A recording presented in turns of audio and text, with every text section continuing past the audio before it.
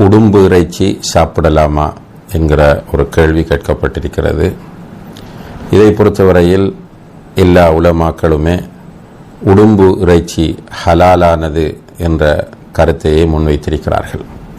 இதற்கு ஆதாரமாக புகாரியில் இடம்பெறக்கூடிய ஒரு ஹதீஸை கொண்டு வருகிறார்கள். அதாவது ஹாலித் இப்னுல் வலீத் ரலியல்லாஹு அன்ஹு அவர்கள் அறிவிக்கிறார்கள், ஒரு நாள் நபிகள் நாயகம் ஸல்லல்லாஹு அலைஹி வஸல்லம் அவர்களுக்கு ஒரு பொரித்த உடும்பு கொண்டு வந்து கொடுக்கப்பட்டது.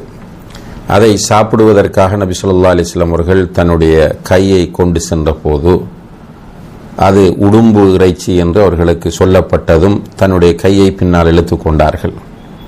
இப்போது ஹாலித் ரலியல்லாஹு அன்ஹு அவர்கள் கேட்டார்கள், யா ரசூலல்லாஹ், இது ஹராமானதா என்று. அதற்கு அல்லாஹுடைய தூதர் சொன்னார்கள், இல்லை, இது ஹலாலானது என்று சொன்னபோது ஹாலித் ரலியல்லாஹு அன்ஹு அவர்கள் அதை சாப்பிட்டார்கள்.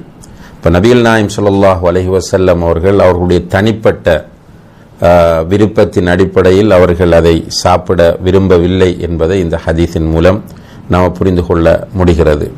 எனவே பொதுவாக உடும்பு இறைச்சி ஹலாலானது என்பதுதான் உலமாக்களுடைய நிலைப்பாடாகும். அதைத்தான் இந்த ஹதீஸும் நமக்கு வலியுறுத்துகிறது. வல்லாஹ்